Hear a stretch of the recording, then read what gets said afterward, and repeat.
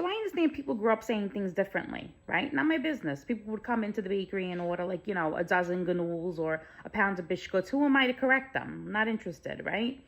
But I used to work with this lady, like when I was in my early 20s, and she just felt the need to like just always bother me for some reason, right?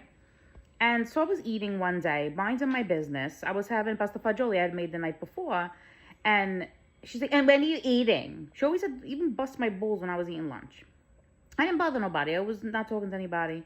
And so I made pasta fagioli last night. What? I'm Italian. I don't know what that is. And I'm like, oh, it's just pasta with beans. And are you trying to say pasta Fazoo? And I'm like, no, like, it's just pasta fagioli. And in my head, I'm like, what the fuck's a Fazoo? And why are you talking to me? Anyway, so she won't stop. She's going and she's going. And she always bothered me, this lady. So she's going and she's going. And I'm going with the Fazoo. And finally I told her, Makutari satia that it's Fazoo. I told her. And she's staring at me now. And I'm like, fammi stu piacere, metto Fazoo a mezzo cosce. She never talked to me again. And that was the idea. Okay?